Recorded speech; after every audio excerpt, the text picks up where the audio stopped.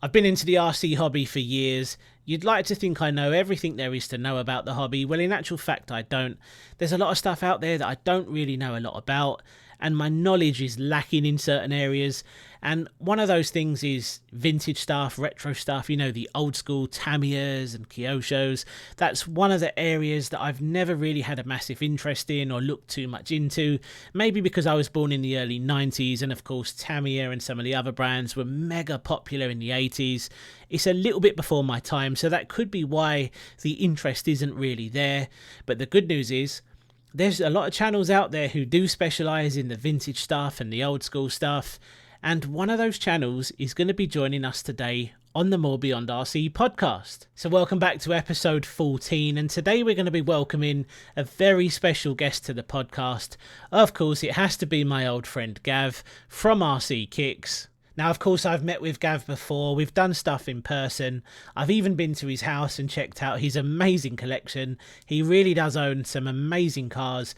Now, Gav is also one of the most knowledgeable people I know when it comes to the vintage side of the hobby, and I just thought it'd be great to get him in on the channel to have a chat with us, to tell us about the current state of the vintage market and what's going on, and to maybe talk about his favourite budget brands as well, and of course just being an RC YouTuber. Now, just like I did on the previous episode, I will leave chapters down below so you can pick out the bits that you want to listen to. That is if you don't want to listen to the whole episode, because I have a feeling it's going to be quite a long one. When me and Gav get together, we do like to chat, so I've got a feeling it may be a lengthy one. So let's do it then. Let's call Gav and get his take on some very interesting topics. So Gav, welcome to the More Beyond RC podcast. Hello. Nice to have you on. How are you? Yeah, all good. Can't complain. Good, good. So I wanted to get you on because I wanted to talk about a few different topics actually, but we'll go through it. There's quite a bit to get through. When me and you get together, we do like to chat. On. So I have already warned people in the intro that when me and Gav get together, we do like to talk. So it may end up being a fairly long one, maybe not, but we'll try and keep ourselves on track and get through it as quick as we can. Right, Gav, what I want to know is what is going on with the vintage side of the hobby at the minute, the vintage market, what's going on? What's the current state of the market? Well, funny enough, it's been quiet for a while. And then over the last 6 weeks, everything seems to have dropped all in one go. So it's been quite an expensive 6 weeks. I can imagine. We've had some quite big ones coming. We had the Tamiya dropped the Jun Watanabe. Love it or hate it. It's a quirky special edition Hornet. So we had that come out. Luckily, that's not that expensive, but then it's been hard to get hold of because numbers didn't come into the country that were supposed to. Then we had the big one, which is the Toms from Kyosho, the Turbo Optima Mid Special, which is the one everyone's wanted. Mm-hmm. That's expensive, but it's beautiful kit. So we had that. Then we had that really nice Tamiya, the Turbo City Turbo, the little kind of comical one that I built on the show. That came out. Then what else have we had? Oh yeah, the RC10 Brian Kimwald. That came out. And then straight after that, about 5 days later, the RC10 Masami came out. So these are quite expensive kits. So that is pretty much what the last 6 weeks has dropped all in one bit. As well as I bought other cars like a little race mini from Batcave. So I had that as well, which is another kit that I've just finished. So all those have all come out in the last 6 weeks. So yeah, if you bought 6 weeks, quite an expensive 6 weeks as well, mate. Yeah, well, you're pushing. If you bought them all, you're probably looking at £1,500, £1,800 just for the kit. Let's hope some of your old cars in your collection are rising in value, Gav, because that's kind of what I want to move on to next. Are vintage kits still rising in value? Not really. No, we had the boom obviously a couple of years ago. And then it's slowly retracted back, and you can pick up some better priced vintage stuff now. I managed to pick up an original RC10 Worlds car, which these were like the car to have maybe 5 years ago. I mean, eye-watering, an original one, and I went on online to eBay, and someone was selling one, an original one, a week after the Brian Kimmel dropped. So it just can't. The worst possible time is everyone who wanted one has bought the Riri, and then you trying to sell a real original one. So I watched it and I thought, oh, maybe this is not going to sell as well as I think it is, because everyone spent all their money. And obviously all these other kits have come out over the last week. So timing-wise, terrible. And sure enough, I got it for an absolute bargain. And it's in mint condition as well. And I actually paid less for it than I did the re-release. Go figure.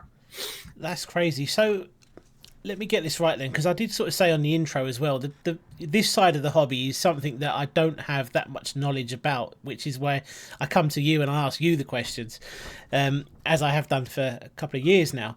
Now, the one question I've always forgot to ask you, Gav, is do re-releases actually impact the value of some cars then? And I think you've kind of already answered this question just now, which does kind of make sense, you know? Yeah. Oh, it does. It just does. And then obviously there's two sides to that. You got the one side is the people that have spent ages trying to find a vintage car, spent good money on it, might have restored it, and then they've sunk a lot of money into it, and they finally got something that they wanted. And it might have taken them a year to find all the parts to put it together. I've got a story of that for myself. And then the re-release comes out and decimates the value. Yeah, it does have a massive impact on the price.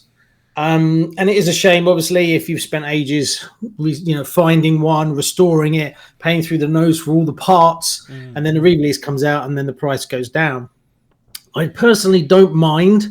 I always look at it that, I'm in a lucky situation that I get to spend money on cars that are quite expensive and I can justify it as a job. Whereas there's people that just can't spend that money. So when a re-release comes out, I don't get salty about it, because I would rather see more people experience what I've experienced. And over time, the price does start to come back up. It happens to me quite often. The one recently was the June Watanabe Hornet. I've always wanted one of those, and they were so expensive. They got to over £1,000 a kit for a Hornet, which is 150 odd pound. So you're paying well over the odds for it, and I couldn't afford to justify that money. So I bought all the parts individually over about a year, and I built my own. I got 99% of all the parts that I needed, but still, it still cost me, I don't know, 500, 600 quid.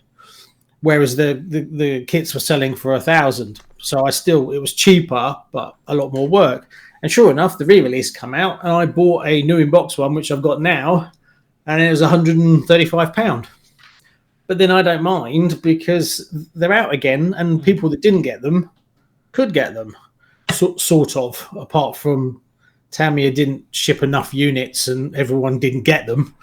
So you got to feel sorry for people that didn't get the originals, didn't want to pay a fortune for them, and then missed the re-release. But apparently there's more coming. So a few more months, we might see another set come. So there you go. But I mean, it happens. It's happened to me a few times. How do you see the market changing in the next, let's say, 5 years? In what has been RC in general, or vintage? Let's say the vintage stuff. The vintage stuff, I think it's going to carry on with momentum. Yeah. The vintage racing stuff is, now that you can race vintage, a selection of vintage cars and get the parts, and that's always the key with vintage. Is if you're racing a vintage buggy or whatever, and you can't get parts, you break it. Even if you might have deep pockets, you might have that car down for 3 months while you try to find a part. Well, that doesn't work, because you break parts all the time when you're driving. So most people will look at what parts availability is around and then run what they can. So obviously all the re-releases, like the RC10s and everything, you can run them no problems at all now, without spending an absolute fortune. So that will carry on. I think that's got a decent momentum in it, and there's obviously more cars coming. I mean, Team Associated really got on board heavily with vintage re-releases. Granted, they were a bit late. It took them a couple of years to catch up, but boy, did they catch up in the last year. I don't know how many kits they brought out in the last year and a half, but it's one every month or so, which obviously has been hard going for collectors, obviously, because that's a lot of money to spend. So, but then at least we've got them. Whereas there's other manufacturers that are just, we're not doing it, which makes zero sense to me. Lossy is another classic example of that. They did one JRX2 Mini, which makes zero sense to me, and it didn't do very well, and then they went on offer, but then they never did the 1/10, which would have sold. And then if they'd have brought out a few more in their range, they would have sold loads. But maybe eventually they might realise, but it's been quite obvious for the last, year or so. Obviously, Team Associated have realised that there's money to be made. So it's a bit controversial, but there you go. But I guess they don't like money. Interesting, for sure. Okay, so I've got another one for you. Do you think vintage RC nostalgia is growing stronger, or is it mostly the older hobbyists holding on? This is quite an interesting one for me because I have a little bit of input on this as well. Well, it's quite a fascinating phenomenon, and it's something we see, and it's not just RC. We see it in gaming, vintage gaming now, all that kind of stuff, and you've got a natural bell curve to it. All the youngsters, when you're young, you don't have the money, but you then lust over something. As you get older, you suddenly have grown-up money, so you have access to it. So then you buy those things. So we're seeing it right now in cars. Like the fast Fords are now selling for loads of money, and people are, it's what you remember when you're younger. So anything like that drives up the price. But then as people get older, their numbers start going down as they start leaving the mortal coil, and then demand goes down. So I always say best to follow, Hornby. Remember Hornby Railway? Yeah, the railways, yeah. Hornby Railways is like a generation ahead of us. So I watch quite interested on how that goes, because my generation, we weren't into trains. It was RC cars. So trains was before. So obviously that hobby is in decline a lot now. So do I think it will die out eventually? Yeah, probably. We're seeing it now. Funny enough, I was following auctions for E-Class, not E-Types, Jaguar E-Types. Those really gorgeous ones. But the prices are coming down because demand is falling, because the people that lusted over them when they came out have died off. Whereas my generation, I like that car, but I can't remember it. I always known it as a classic. So I think it's just a natural curve that you get. Will more youngsters get into RC? I mean, I go to some clubs and stuff, and there's youngsters there. Is there enough to fill the gap? Honestly, probably not. And a lot of it's down to just youngsters are into what they're into. They like their games consoles, and they, like my son, he's got access to hundreds of RCs, but he'll have a go and he'll go racing with me now and again. But he's not kicking down the studio door going, "Can I try that? Can I try?" He's got his PlayStation and he's got his guitar, and that's kind of it, really. So I don't know. What do you think? It's an interesting one, and I have already done a bit of a video of it. Covering this kind of topic over on my main channel, and what I struggle to understand is why they don't make. Obviously, you've got the old school stuff, the old designs and everything that's been around for years. But what I'd really like to see is them target the younger audience a little bit more to kind of get them on board with that particular brand. Let's say Tamiya, for example. If they probably wouldn't, but let's say, for example, they put together a new range of affordable mini bashers or whatever. I think that'd be a really cool way to kind of get youngsters into the brand, and then once they're into the brand, they may start looking at some of the other cars that they offer. The problem you have is when you've got, look at that new Armour Quake, for example, that's due to, I think it's already out, but we don't get them until like 4 months later compared to the US. Anyway, that's another topic. Look at that, for example. If you put that in front of a kid or an old school Tamiya, you can almost guarantee they're going to go for the Armour Quake. And it kind of makes me think, Tamiya, from what I've seen, your collection and other Tamiya cars, I've had a Hornet, and that's pretty much it when it comes to Tamiya. But it was really cool. But if you was to offer it to a kid, or my son, for example, Sam, there's no way he'd want to play with the Hornet. He wants to play with the 3S Granite, for example, or the 4S. You know, basically what I'm trying to say is I think they should maybe try to target the younger generation to keep the brand alive.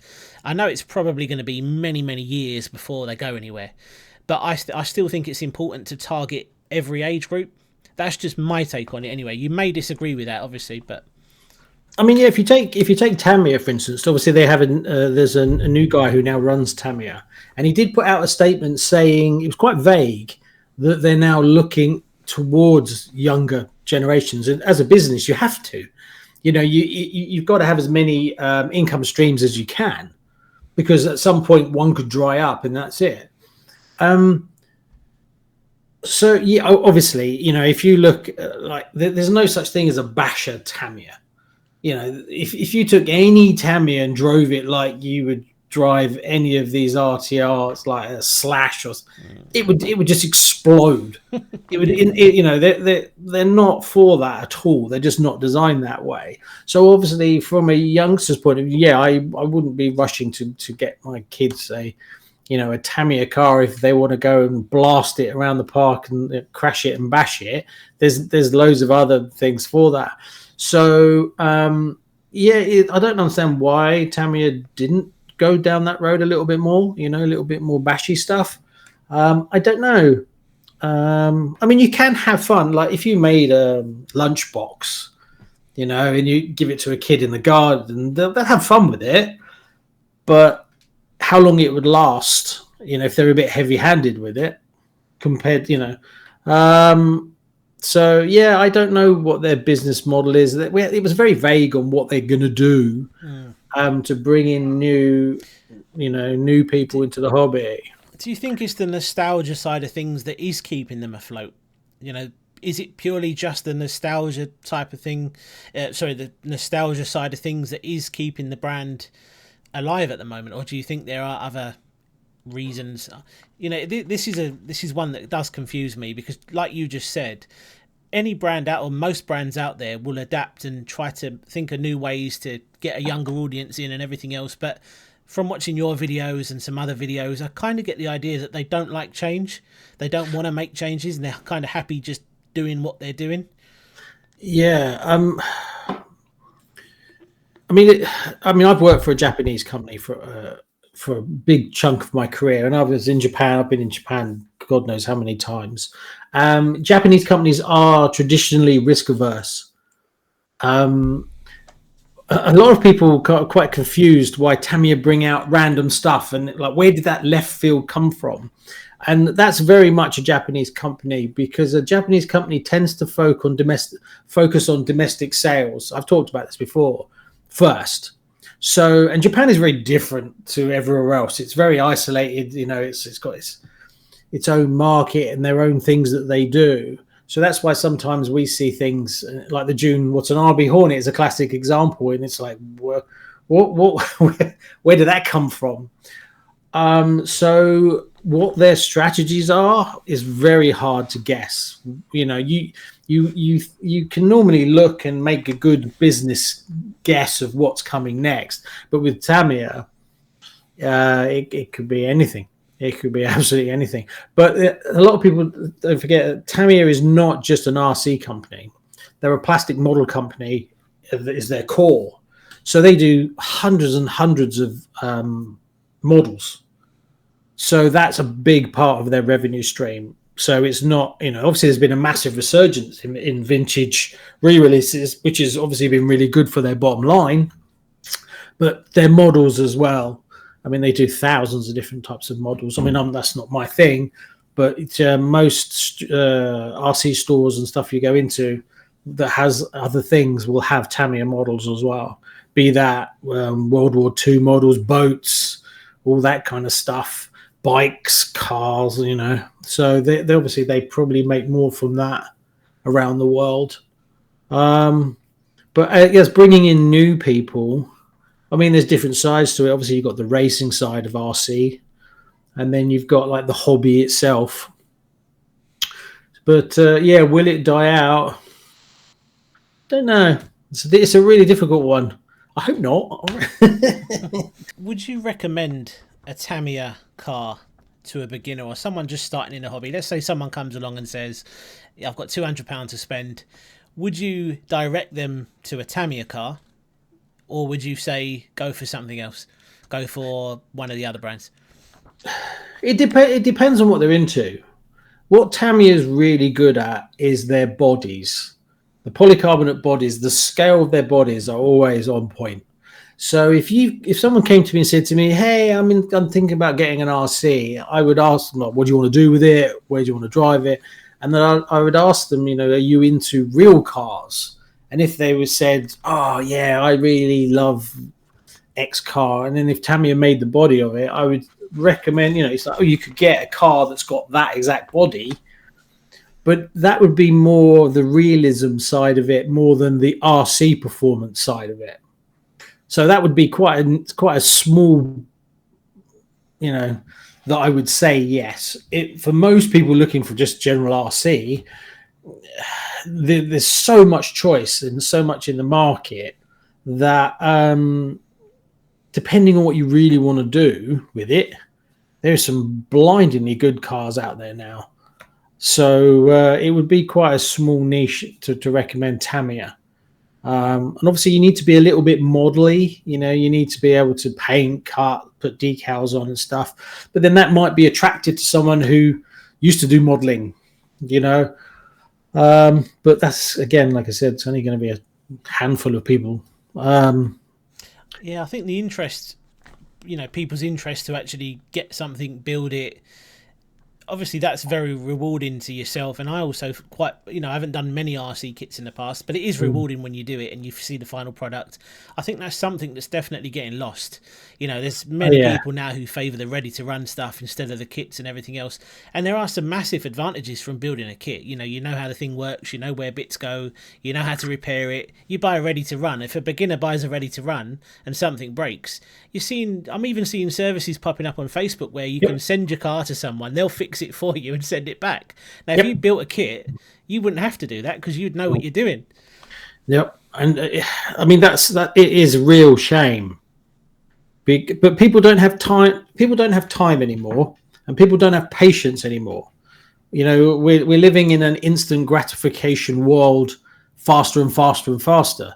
I mean, like, you know, even as you'll notice on YouTube, it's gone from long form. They're now pushing short form, and I hate short form. And it's just click, click, click, click, because to get someone to sit down and watch a 5, 10, 15-minute thing is now too long for someone. So then saying to someone, here's a box of bits. If you spend the next 2 or 3 days on it, then you'll be able to take it out and drive it. It's just a skill that's lost to time, really. You can really get some benefits out of building a kit. It is very much, you put time and effort in, you will appreciate it more. And it is very rewarding. But most people don't have the time to put into it. And a lot of people these days, they're not very crafty anymore. It's kind of dying out, you know, working on cars and doing that kind of stuff. So a lot of people don't have the skills to do that. I was going to say, it's crazy that I've seen people pay £10-15, whatever it is, to have someone put a headlight bulb in, when it's a 2-second job. You screw the old one out, push the next one in, you know. And I think someone's paying someone else £10 to do that. Yeah. You know, when I was 17 and I got my first car, all I wanted to do was take bits out and work out what went where. Yeah. But people are losing interest in that side of things now. Very, very much so. It's a generation thing. I mean, a lot of people can't change a tire, can't change wiper blades, let alone change a set of front shocks on a, you know, it's just take it and get someone else to do it. So, but a lot of the cars, you put a lot of effort in, and afterwards you really appreciate them because you've put it all together and you've done it. And that is a much higher level of satisfaction than just opening a box. granted, but at the beginning of it, it's like, oh, I've got to put all this in. But so it's definitely worth giving it a go. It's not as scary. A lot of people are really like scared of like, oh, I'll never be able to do it. They're not that complicated. The manuals are actually really good. And even if you just break it down into, I'll do half an hour today, I'll do half an hour, and then within a week it's done.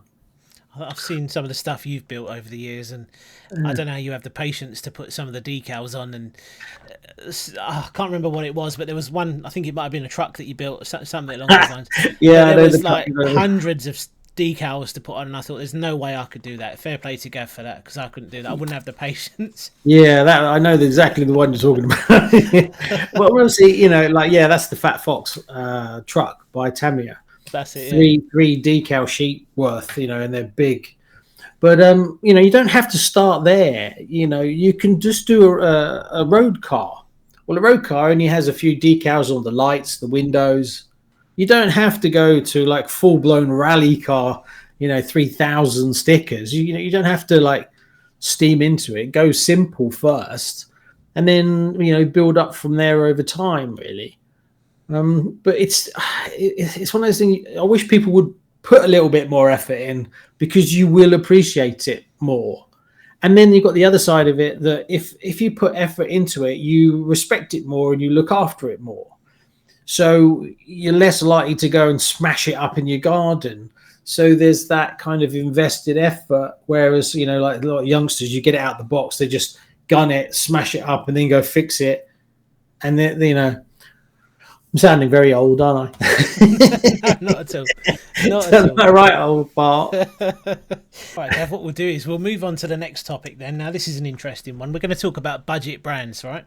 Yep. Now, I want to get your opinion on what you make of, all the budget brands out there, first of all. What do you actually make of them? I'm talking about your Relalos, your MJXs, your high boxings, I know you've done some videos on MJX and Relalo stuff. I'm not sure if you've gone down the other, WL Toys route, high boxing route. And done a few. Sure you have over the years. I like the bigger stuff. I'm not really anything smaller than 1/12. Not personally that interested in. So obviously I get offered a lot of smaller stuff that I don't really, mainly just because I'm just not personally interested in it. So I tend to do what I'm interested in more than just, I think that might be, I think a lot of people underestimate how good they're getting. There's a couple of manufacturers now that are putting out some pretty impressive bits of kit for good, for reasonable money, and they're getting better and better. To the point, I think the other manufacturers need to be a bit careful, because the if you take the Relalo rallies, they're amazing and tough as old boots. But you get, you're almost getting your cake and eating it. They're really tough. They perform amazing. They're fast out the box. They're easy to work on. There's upgrade parts for it.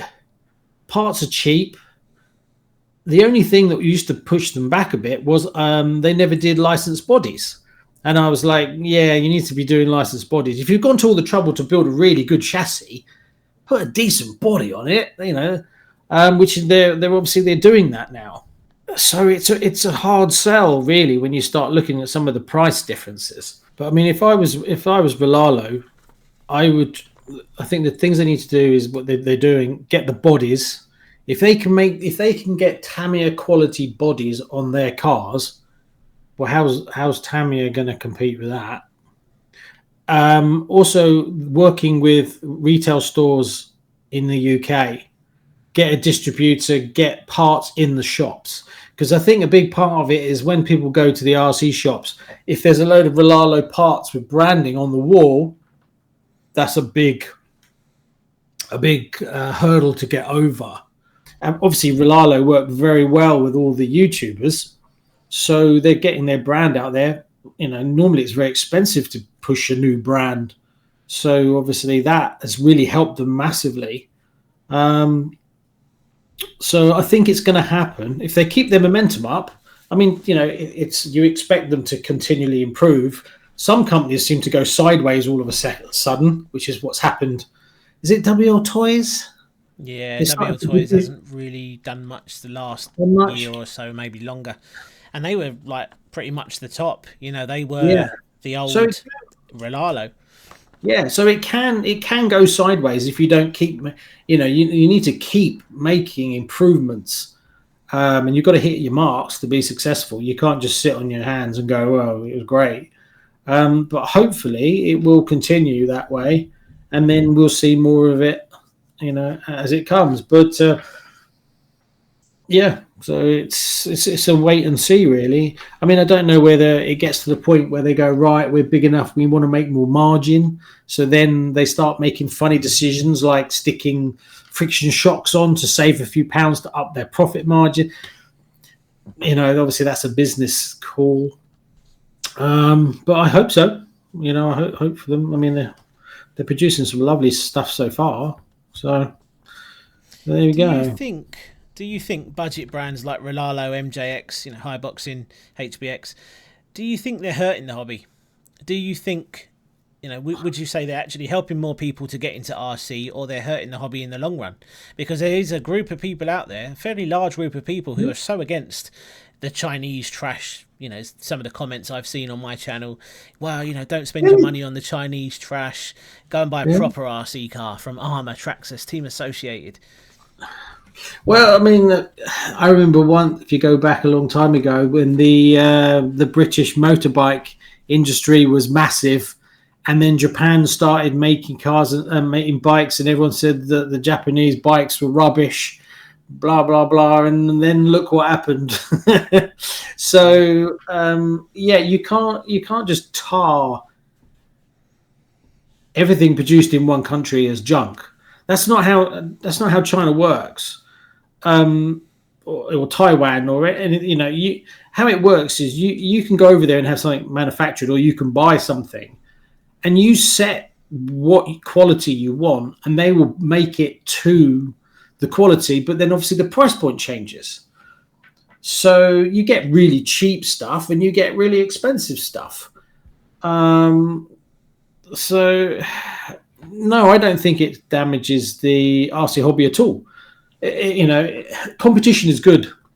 When you don't have competition is when it's bad for consumers, because prices go up, less models come out. So competitions, I think, is a good thing. And we saw it with the Yokomo coming back into the vintage market. Well, Yokomo got back into it because Team Associated got back into it again. And then that breeds competition, which means you've got to make something better. So yeah, no, I think it's a good thing. The more people you can get into the hobby, regardless of what route they take, whether they go down the big branded route or the Chinese route, whatever. I think any direction you can get people actually into the hobby is a good one, because that's essentially what we need to do. We need to keep the hobby alive. We need to get people in. And if they're starting out with a 60, 70 pound car, so be it. At least they're getting into the hobby. And then hopefully once they're in and locked in, they'll move on to the bigger and better stuff. So when people say Chinese trash, and everything else, I think, why are you saying that? Because to you that might be, but to someone else, that's their first RC car and that's their way into the hobby. So we shouldn't be saying things like that. But of course, people do exist out there who will hate on certain brands and everything else. It's always going to exist, not just in the RC world, but any niche, any market, any hobby.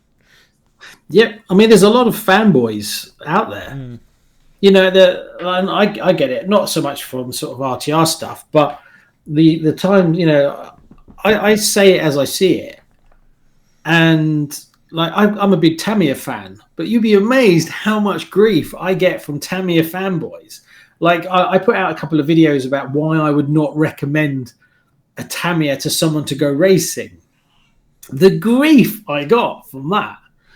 You hate Tamiya, blah blah blah. Well, no, I'm just saying I wouldn't recommend that. So, and you probably get it just as much as well. Yeah, you get people who are die hard, won't admit anything wrong in any way. Whereas I just, if they do something great, I'll talk about it being great. If it's rubbish, I'll tell you if it's rubbish. I mean, there is a lot of YouTube channels that don't give opinions. They just, here's a car and don't say anything. Whereas I've always thought, well, I'll tell you exactly what I think. Doesn't make you as popular, but can't just say everything's great all the time when it's not. That's just not the way I'm wired. So, but when I do, I'll do a video saying that this is brilliant, and then another car will come out from the same manufacturer and it's rubbish, and I'll say it's rubbish, and then you get absolutely like stoned to death for it. You can't win. Essentially, that's the problem. You try and do right by saying this isn't a very good product, don't buy it, and then you're going to get people say you're lying, it's a great product, and then you do it the other way around, and then you're still going to get people saying, oh, you're dishonest. I'm kind of glad you brought it up, actually, because I do want to go into the whole being a YouTuber side of things. I know you feel quite passionate about this topic in particular, because it's something we've spoken about many times before. The struggles we face, the hate that we have to deal with, and the stuff that gets thrown our way. People think we live this glamorous lifestyle where we're getting endless free RC cars turning up at our front doors, and that is kind of how it is. Every other day you get a box turning up, but that's the nice side of it, having these items turning up. But then there's another side to being an RC YouTuber which people don't see, which is incredibly stressful, incredibly time consuming, and if people knew the reality of it and how difficult it really is, I think they'd think twice before they leave silly comments on our videos. I mean, you could talk for hours on this one, but there's a weird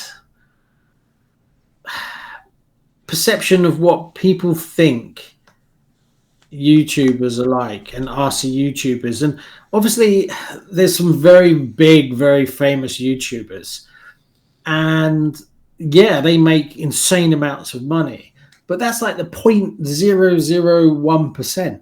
There were some stats about how much money the average channel makes on YouTube across the board, and it's less than a couple £100 a month. So just because you get these outliers, it doesn't mean, everybody's making an absolute fortune from YouTube. And actually, you don't really. I mean, you can do the maths yourself easy enough. How much can you spend on one video versus what you get back to break even? And I'm pretty sure anyone under 100,000 couldn't buy a main brand RC and cover it at all. So, I mean, there's a lot of small RC YouTubes out there now. There's thousands of them. But then when over time they realize that, oh, okay, so I've got to do this for 8 years before I make any real money out of it. It's not a case of just throwing up 5 videos and going, where's my 100,000 subscribers? Where's my £5,000 a month? It doesn't really work like that. And also, just from RC, there's a lot of RC manufacturers that don't work with YouTubers, or RC stores. They don't really get YouTube. It's not. It's kind of more of an old-fashioned kind of market. So that's not. You don't get the phone ringing every 10 days saying, "Oh yeah, we want to do." We'll send you an X Max for a video. It just doesn't happen. So I find it really strange that I won't mention any store names or anything. I don't want us both to get in any bother, because we have fairly good relations with some of the stores that we work with and stuff. But what I would say is there are UK stores who don't see the bigger picture. They don't really want to work with us. Like, for example, you may get a store offer you a car at cost, which is nice. Obviously, it's always going to be nice. But once they've kind of arranged that for you with the supplier, you get the car, they're going to expect you to put their links in the description and wherever. So you're basically you're still paying for the car. You're then putting their links everywhere, giving them all that free publicity. Essentially, you're not really getting anything out of it.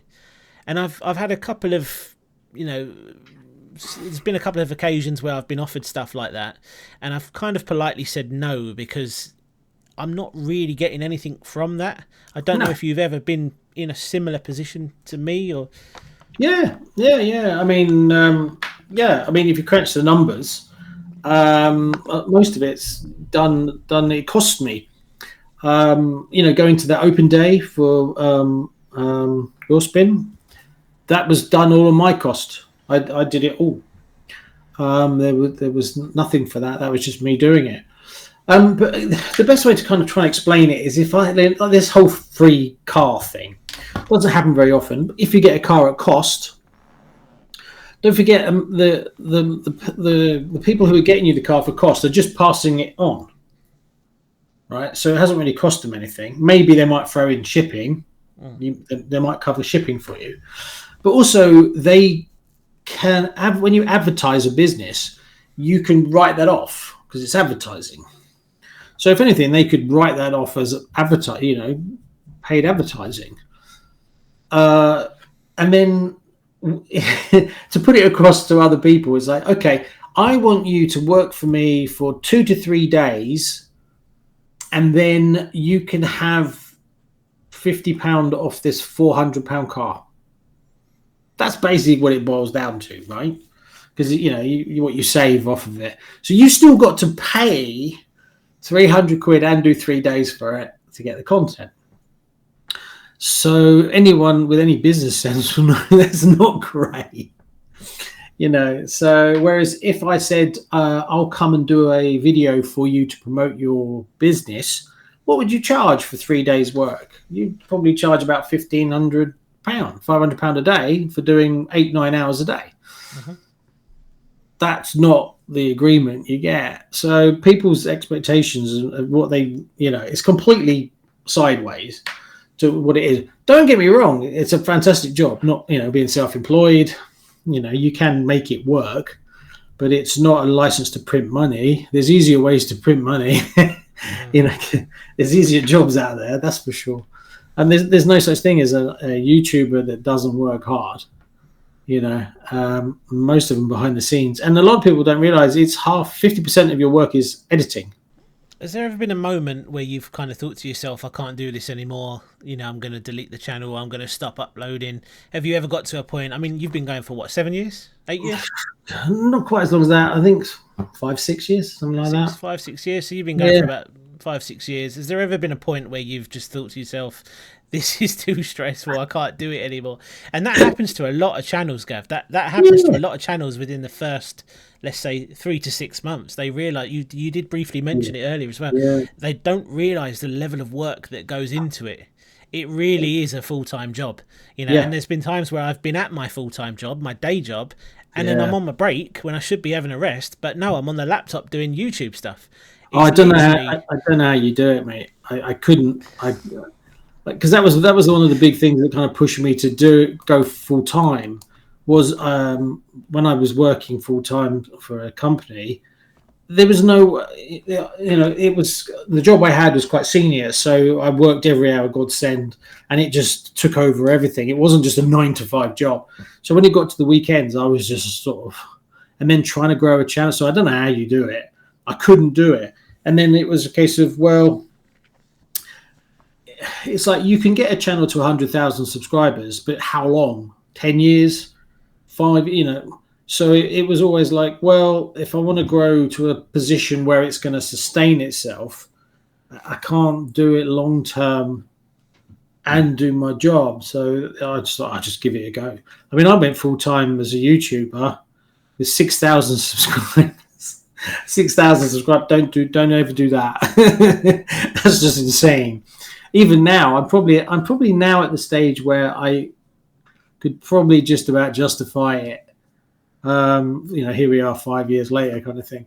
But it's not as easy as you think. I think the biggest thing for a lot of people, they see us getting the free cars. I think the free cars is the thing that trigger most people into starting a channel. The idea of getting a free Team Corrali or whatever turning up to your door, which is worth £400. People see that and they think, oh yeah, I want a bit of that. I want a free 6S car turning up to my door. But what they don't see is the level of blood, sweat, tears, and everything else that's gone into it for the last 5 years, and the money get to the point. And the And money, a lot of your own money as well. A lot of your oh own yeah, investment has gone into it. yeah.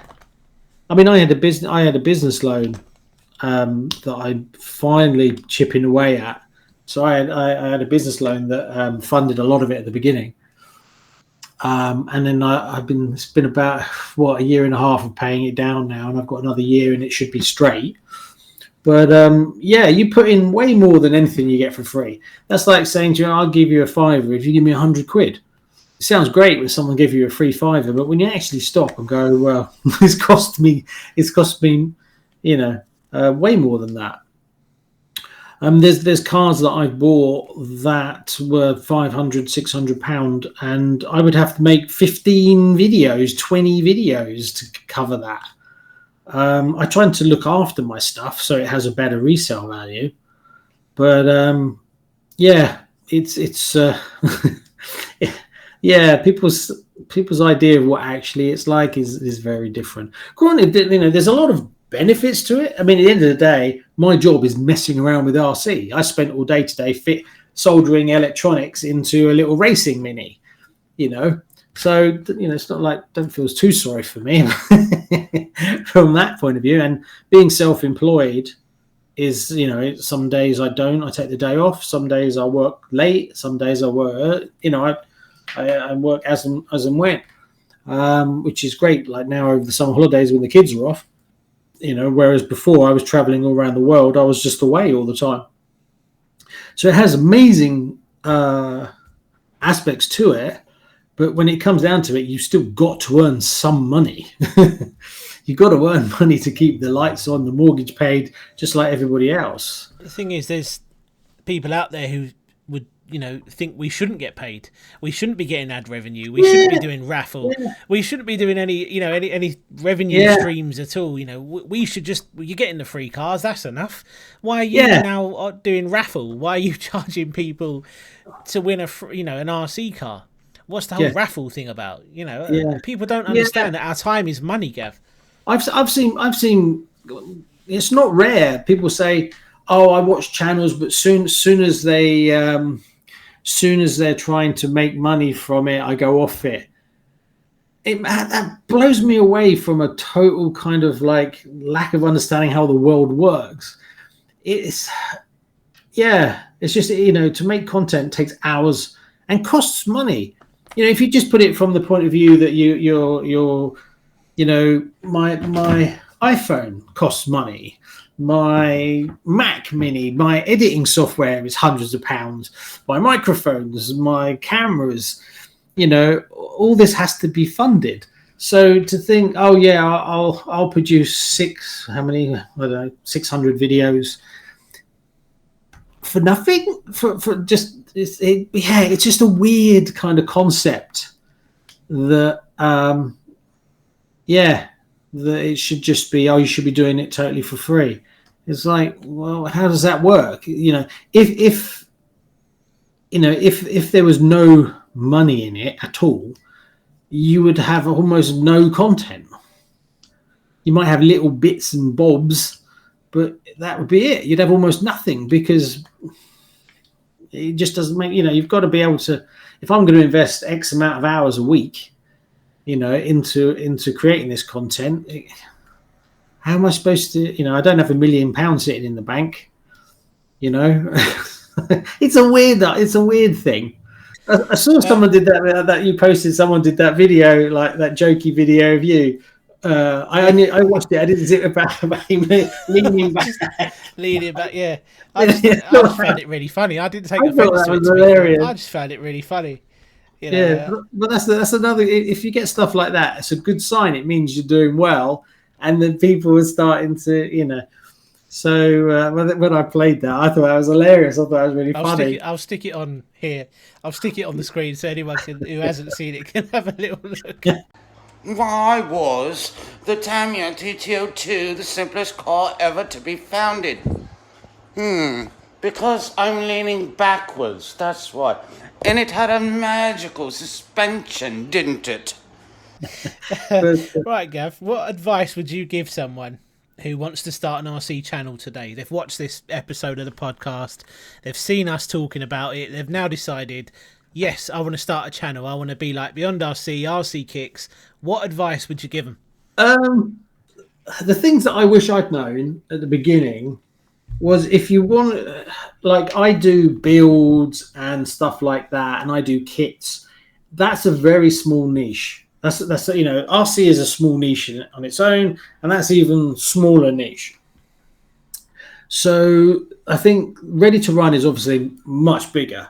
So if you're into ready to run cars, that's a stronger thing to do versus than doing kits. I mean, name one big kit RC channel.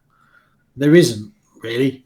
I mean, Tom Lee, he's the biggest RC. He does a little bit of Tamiya stuff. He just dropped a video today actually about cars he's got, but he's not a kit building detailed.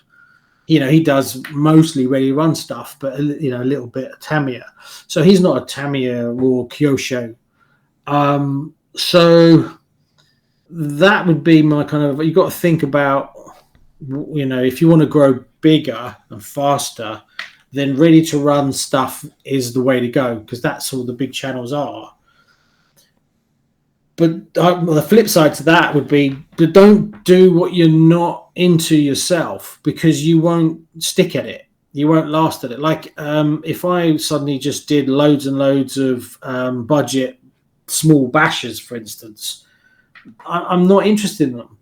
So yeah, I could probably do it for a year, but then after that, I'm like, ugh.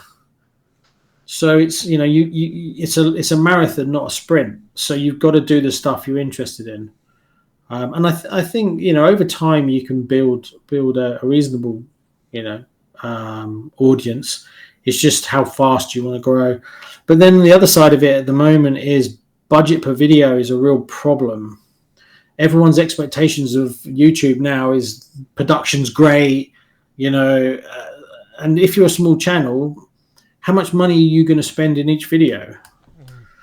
Well, if you run out and buy an X-Max for £900 and you only make £20 a video, it's not going to work, is it? So you're going to be sinking a lot of money into the channel to make the content. And people expect you to have tons of content. You know, and if you're doing ready to runs are even more expensive. So, you know, with a kit, I might do a unboxing video, chassis build video, painting the body video with a bit of running in it. So I might get 3 videos out of that kit. Well, that's a lot more viable than one unboxing video. But then the kit is cheaper because the kit hasn't got electronics in it versus a ready to run. So like I like big ready to run, but I can't justify them on the channel because they're too expensive. I'll go bankrupt. So that's hard. That's a thing. And then you're competing against bigger channels that have bigger budgets. So that's tough. And then the ratio of free cars you get is not what you think. You know, you might think, oh, well, I watch Ricky, and Ricky has three videos and of ready to runs, but you might have only got one. And you paid for the other 2. So then how do you produce good content without burning a lot of money? And that's why when I had a business loan was the way that I could do it at the beginning to get the content. So yeah, it's tough from that point of view. Obviously you need to invest a lot of time in it, a lot of effort in it. So it's tough. It is tough, but obviously, you know, if you enjoy it, and obviously you've got to be yourself as well. That's the other thing. You're better off just being yourself. Don't try and be Kevin Tolbert, for instance, or don't try and, you know, just do your own thing. You'll find your own audience over time. You know. What about you? What would you? Because obviously yours is a different experience to me. Because obviously you do a lot of ready to runs and stuff, and yeah, I think you know, my channel's primarily grown off of the more affordable end, the budget stuff. You know, I had Banggood supporting me at 1,000 subscribers, I think. So I've had a lot of the Banggood specials on the channel, and a lot of the cars I feature on my channel are, you know, very affordable. You know, I think my channel's grown in popularity because I'm offering, or I'm demonstrating cars that are affordable for a lot of people to get into the hobby. They don't necessarily need to, my channel's not focused on the big brands and the high performance 6S, 8S stuff, which is a lot of people can't afford. It's way beyond what they could, pay for. Whereas the more affordable stuff, which I've featured over the 5.5 years that I've been going, I think has helped to get a lot of people into the hobby. I see comments all the time.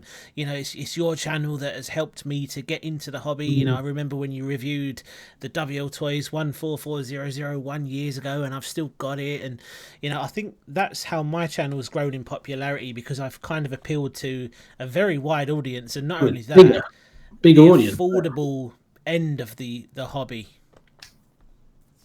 Yeah, it's a bigger audience because you've got a bigger, what's the number of people that can get an RC that's £100? What's the number of people that are going to spend 200? And then, of course, once you start getting into the 600, 700 pound mark, there's not that many people. So that's probably a good way to go. But then it's harder because more people do that. So then you've got to produce content that people want to see, that's about, that you're putting out, that's people want to watch you. You mentioned a very good point, Gav, actually. You said be yourself. And that's pretty much what I've done throughout the years. I haven't tried to be like Kev. I haven't tried to be like any other channel out there. I've just, very much like you, I've done what I want to do in my way and my style and everything else. And not everybody likes what I do. There's always going to be people that don't. But that's the way I do it. And that's what works for me. That's kind of like my formula. So the only bit of advice I would say to anyone who's watching us and, just starting out, I would say, just be yourself. Exactly what Gav said. Be yourself. Don't try and be like me. Don't try and be like Gav. Don't try and be like Kev. Just be yourself. Make your videos how you want to make your videos, and that is what's going to make you stand out amongst everyone else. Not trying to be like Kev, going to skate parks, doing skate park videos and running things over, driving over cars and things like that. Don't try to be like everyone else that you can see out there on the platform. Just try and be individual, do your thing. And I think that's what will help you to gain popularity faster, because you're doing it differently to how I'm doing it, and to how Gav's doing it, and how everyone else is doing it. Yep, that's what I would say. Yeah, a big part, because obviously there's two sides to it. There's the people find your channel to find out about a car, but then you build up an audience that watch you. They come back to watch you because they know you, because over a longer time. So you get different audiences that you convert people to follow your channel. Another thing I would definitely recommend is something that happened to me that I didn't think about at all, and it's something that no one really talks about, is that if you're too narrow in your content, you end up getting walled into that. So when I started out, I got back into Tamiya stuff, right? Because that's what I was into. But then I soon started spreading out and getting into other stuff like Kyosho. And then I got into the Team Associated. And then I got into a few ready to runs. And now my channel's kind of a lot of kit based, but there's a lot of random stuff on there. But you get railroaded. So if you say, there was a classic one with Glenn who did, he doesn't post anymore, Tamiya Legends, who I watched and I really loved his stuff, but he only did Tamiya. And the problem is that once you go down that road, if you then produce a video on something else, another manufacturer, it tanks, because you've built an audience that are expecting to see just Tamiya cars. And that really can restrict you. Because, it's not about, you did it for a year, but imagine, only doing one manufacturer for 7 years, and you get to a point where you've grown, and I had that problem, that I would release another video on another manufacturer and it would do way less. So, of course, you're like, I put the same amount of work in, so I'm not going to do that again. But it's the worst thing you can do, really, because... like now I've managed to push the channel to a point where, it's not as massively mainstream, but I can put out a video on pretty much any manufacturer, really. You know, like I've just bought a Traxxas that's coming. I've just bought a vintage Traxxas, and I'm going to compare the two together. So I've got a vintage and a modern, and that'll do just as well as I'm doing a racing mini, and then I've got a Kyosho Toms to build. So I've managed to push it to I can have more freedom, which is better for me, so I can do what interests me. But yeah, it might not be as mainstream, but I think people then who watch my show for that are used to it. So it's not so, you know, cut and dry. If I build a Kyosho tomorrow, or if I go and do a review on a Traxxas Minimax, they'll do all right. So that's something I found. So that's something to be mindful of. And then another thing that's kind of odd that you would think is different is, like, I did some YouTube meetup stuff, and we did some races and stuff like that. So you think that if you were on a massive channel and that's a video and you're in that video, that you think, well, if it was watched by 300,000 people, oh, I'm going to see that I'm going to probably get a couple of thousand people coming over to my channel. Nothing. It makes no difference. So, yeah, it's really weird. It's like that you grow your audience, and it's just, yeah, it's really strange. You know, people they like that channel, and it doesn't necessarily mean that it's weird. And then I've been on YouTube for ages, and I watch YouTube all the time. And a channel will pop up, and I've never seen it before. And it's a channel that's been around for 4 years, and there's like 400 RC videos.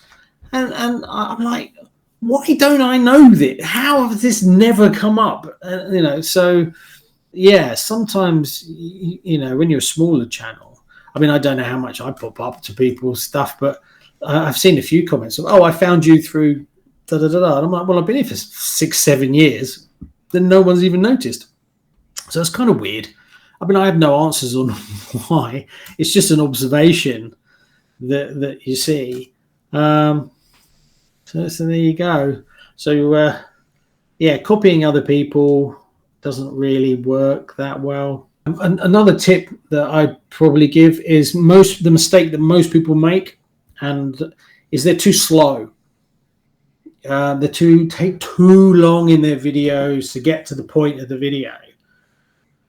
You got to be, people's attention spans are so short now. You got to be bang, bang, bang, bang, bang, bang. You know, you got to be putting it in front of them fast. So a classic beginner mistake is that, say they're going to talk about, I don't know, they're going to talk about these. So they'll open the box until 20 minutes in. Yeah, 5 minutes into the conversation, the first bit is, hi, welcome back to the show. Today's show we're going to be talking about this. But before we do that, give us a like and subscribe. And then, oh yeah, last week I did a video, and it's like people want this. So it should be led with, in this video we're talking about these, and when you open it up, this, and then this is what. Straight away. And obviously I have to keep telling myself that, because I could waffle for England. I'm the same, especially in the early days. I used to do it all the time. First year, I reckon, maybe even first 2 years, my videos were very much 20 minutes of stuff you didn't need, and 8 minutes of stuff that was actually relevant to the person watching. And over the years, I started watching them back and looking at, on the analytics, you can see the viewing spikes and stuff, and you have to kind of analyze it and look at it and think, hang on a minute, I could have just left out that whole first 2 minutes, got straight to the point, and started showing the item. Like on a lot of my videos, you'll see that I go straight into showing the product straight. So there's no unboxing. There's a brand new MJX truck. There it is on the screen straight away. You're not seeing me taking it out the wrapping, removing the foam and all the rest of it. I know some people do that, and that's absolutely fine. But I've noticed more growth on my channel the quicker I get to the point, and the quicker I show people, this is what I'm doing today. Here it is. Look at it. without having to wait for 10 minutes before I even open the box and say, Yeah. right, let's look at the truck. You know, you've seen the truck. The first second, as soon as you clicked on that video, there's the new product for you to look at. And I think those are the videos that have done a lot better for me compared to the old videos that I used to do, where I just used to go on and on and on, and I didn't really get to the point straight away. But there are channels out there, Gav, which will do single take, you know, talking to the camera for 40 to 50 minutes up to an hour, and you sometimes won't even see the box of that RC car open until 20 minutes in. And then they kind of wonder, why is my channel not growing? Why am I not seeing any growth on my channel? Why are my views staying at 600 views? Why am I not getting 6,000? And it's because you're losing people. You're losing people. It's all about engagement on YouTube, isn't it? You've got to keep people engaged. You've got to keep people entertained. And I'm not, you know, the best at it, but I'd like to think my videos are a little bit better now compared to how they were 4 years ago, or, you know, 3-4 years ago when I first started out. When you go back and watch some of the old ones, they're like, Oh, they're terrible. Some of them are really bad. So what's next for your channel, Gav? What you got any plans? What's next for RCKicks? Obviously you got 50k coming up very soon. At some point, I've actually stopped looking at my subscriber count. I just don't bother looking anymore. I used to like track it and everything and all that kind of stuff, but I've kind of just given up with that now. Because I'm just making content that I like, really, because I've been doing it for so long. And then you try and analyze everything and trying to like come up with ideas and trying new things. And then also I found with YouTube, if you try something new the first time, the results you get don't mean anything. But if you keep doing it over a few months, it could end up being successful. It's really hard to get like a definitive, I put this content out and it was really good. Like I hit a vein of something it's hard. So now I just do the sort of stuff I like. A classic example of that is I have a company van, and the idea is to be able to go around in the van and go and visit different locations and stuff like that. And obviously that's quite expensive, you know, leasing a van, the fuel, staying away, all the stuff you need. You know, I need to buy a power bank so I can charge when I'm out and about. That's £500-600. And I'm not sure whether that's successful enough to warrant the investment. But then I don't know until I do it long enough. So I kind of think, well, I enjoy doing it, so I'll just do it. But I won't go crazy. Whereas if it had been really successful from the beginning, I could then justify kitting it out with, you know, I'll spend £3,000 kitting it all out. So, you know, you've got to kind of, with the money you've got to kind of be careful where you put that money. So I just do what I'm doing, really, you know, playing with RC and just doing my thing. It's quiet this time of year. I don't know if you have the same kind of trends. It's actually quite quiet at the moment. But from, say, end of September to Christmas is when everything ramps up to sort of the end of January is like the busiest time for RC YouTubers. So that's when you've really got to be hustling. And then it goes a bit quiet in sort of February, March, and then it goes quiet again over the summer holidays, which I don't understand. Why is it? It's sunny, everyone's outside. RC cars. You'd think it'd be the other way around. Yeah, but it seems to be quite quiet. So it just ebbs and flows, really, and then it will ramp up to Christmas, which is when it's the busiest time for RC YouTubers. Mate, look, we are getting close to the end. It's coming up to 2 hours. You got to edit it down to 10 minutes. This is going to be, like we spoke about earlier. All of this is going to be compressed into 10 minutes. Yeah. 10 minutes. Right. Before we end, there's a couple of quick questions I want to ask you, and I want you to answer them as quick as possible. Right? Quick fire questions right at the end. If you could travel back to the 80s, which kit would you buy new and stash away? Predator X10s, Tamiya Porsche 959s, Blazing Blazers, a few new in-box Cat short wheelbase or standard wheelbase, whichever you want to call them. A few of those would be nice. They're quite rare. That's probably about it. Yeah. What's the one vintage car you'll never let go of? For me, probably my short wheelbase. Well, no, someone offered me some big money for it recently, and I was like, my short wheelbase cat, because my friend had one when I was younger. I had a grasshopper, and he had a short wheelbase cat. It's the kind of world difference that he was a lot older than me, and I remember him having it. It was like, wow, it was just amazing. You know, it had crashback system on it, and it was a proper racing buggy, whereas I had a grasshopper. So there's that connection to it. I remember it when I was younger, and it's gorgeous looking, and the story behind it's really good, and it's a very fast car that only 1% of people can drive well. I like that. It's actually really hard to drive because it's so short wheelbase. So Schumacher made a longer one to make it easier for everybody to drive it. But there was one, I think it was the test driver for Schumacher. He was the only one who could drive it to its full potential, and it was insanely fast, but no one else could drive it. I like that. That's kind of cool. So it's fundamentally flawed unless you're one of those like amazing drivers. And it looks nothing like the XLS, which everybody else, that was re-released. It looks completely different. It's very dumpy. Hornet or Grasshopper? I had a Grasshopper with my first RC, but I'd say Hornet. I love the colours. The black, the box art is nicer. The rainbowy colours and the orange and it's better looking. They drive both terribly. But I had a Hornet, and I have to say that it didn't handle the best, but it was fun. It was definitely fun. Last one then, Lunchbox on Midnight Pumpkin. Lunchbox, but with the servo modification because they steer so badly. But you can modify them to put the servo in a different location, and it changes them completely. So Lunchbox, but don't crash into anything because the body will break instantly. Oh well, that was certainly an eventful episode, Gav. Well, you got to get that down to 15 minutes. Good luck with that. I'll go for 12 minutes. How about that? Well, I think we've covered a lot of stuff in that one. I think it was nice to hear, from you, the current state of the vintage market and what's going on and everything else. It was also nice to hear your take on the budget side of things and the affordable cars and everything else. And it's nice to know that you actually quite like them as well, because it's not the thing you focus on mostly on your channel, but I do like the fact that you are covering them a little bit, and you are, you're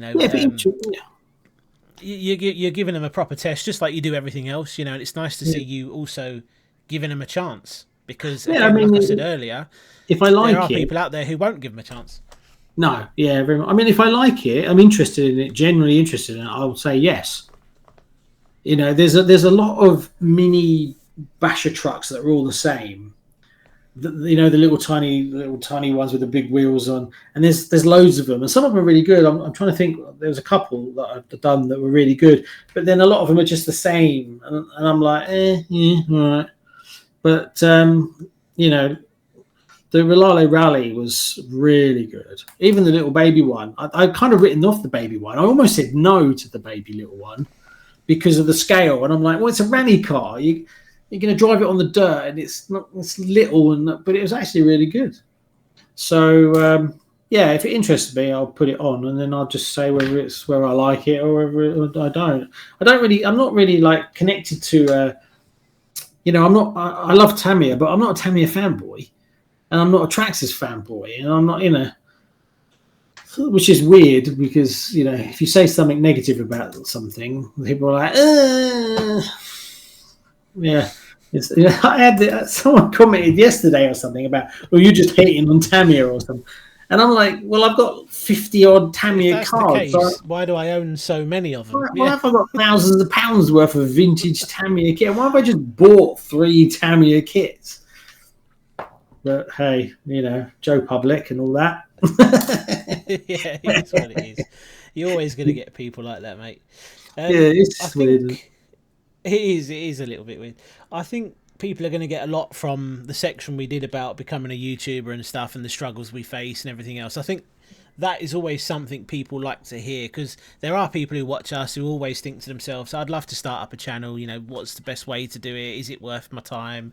How much money does it cost? What do you need? So when people hear from, you know, channels who are kind of doing it or have been in that position before, I think it's always valuable to new people who want to start out. So I think people will get a lot from that section that we did with that as well. So I think that's really going to come in handy for a lot of people.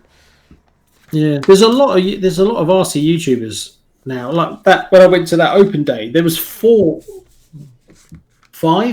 RC YouTubers at that event. So there's a lot of new ones started. I mean, when I started my channel, there was Phil, Tamiya RC, Kevin, then who else was there? There was Tamiya Legends, then there was RC Sparks, maybe another 1 or 2, 3, and that was it. That was kind of it, really. And now, Jesus Christ, everyone wants to do it, which is kind of good and kind of bad, because the problem is you get, you know, like you're always trying to stand out, aren't you? You know, you're always trying to, and then it's swamped by, there's probably, I don't know, 500 RC YouTubers that are small, you know, like I'm saying like 1,000, 1,500. And then obviously then there's people that are like 1 to 2, 3,000. And then there's kind of not really a lot until you get to like you, me, who are kind of in the middle of nowhere really at the moment. And then it kind of jumps up to the 100,000 mark, where there's a couple of guys. And then you've got like Phil to quarter of a million. And then Kevin is like 3.4 million. But the weird thing is, right, if there's 3.4 million people watching Kevin's RC stuff, why the hell are they not watching everybody else's stuff? I don't get that. I just don't get that. That whole, like we talked about it a little bit about, like, you know, and I thought, like, when I was on Kevin's channel, and I thought I was at least going to get like 1,000 people off that. I kid you not, I couldn't even tell the day. And he had like 300,000 views, and I think I might have got 1 or 2 new subscribers from it. I mean, I don't mind it, you know, doing the YouTuber stuff. I don't mind doing it anyway. I just do it for myself. So now it's like, oh, if there's some YouTuber thing going on, I'll just say, yeah, I'll do it. But I do it because it's a laugh. I don't go, ooh, this is going to be good. I'm going to. And then, like, if you look at like the Populon guys, they've done a few videos where they're like trying to leverage Kevin, like, you know, racing with Kevin Talbot and stuff. But I don't think it doesn't really work. It doesn't add anything, really. So it's not like, oh, it's going to be a great thing. I mean, like, Phil did a video today on 2 Tamiyas, and he gave me a shout out on it. It won't make any difference. So his video will probably get, I don't know, 30,000 views. It won't make any. It just doesn't. It's like you build your own audiences, really. Yeah, I think people are buying into you, not only the products that you're featuring, but they're buying into you as a person. So if people like watching Kev, they only like watching Kev, kind of thing. So when you're appearing in the background, and even if Kev says, yeah, this is Gav from RCKicks, you know, like you say, it's not going to make a difference, because they're not there to see you, they're there to see him. Yeah. And I think that is the truth of it. You know, it's the same for me. If I come over to yours again, or we do something together, I'm standing right next to you, but it's not really going to make that much difference to my channel. No, because people are on your channel watching you. They're not there for me. Yeah. I mean, they kind of. I think people like to see it. You know, like, I think people do like to go, oh, that, you know, oh, if they follow you and they follow me, and then we're in the video, they like it, but it doesn't change anything. It doesn't really, like, oh, it was fantastic, you know, I got an extra 3,000 subscribers from that. But then I do it because it's a laugh. But luckily, the most of the RC YouTubers that I've met, they're all easygoing. Like, I met Ammo when I was up there, just easygoing, just having a laugh, you know. I've never met anyone that's really like funny or anything, you know. So if something like that comes up, like, you know, there's been talk about doing a couple of other things, you know, I'm like, yeah, right, whatever. I'm easy going, you know. Yeah. Well, mate, look, it's been fantastic having you I on, mean, and as always, I say it all the time. I do appreciate you spending, that's all right. time out your evening to come and actually do this with me. That's all right. That's all right. And hopefully, we'll do something like this again soon.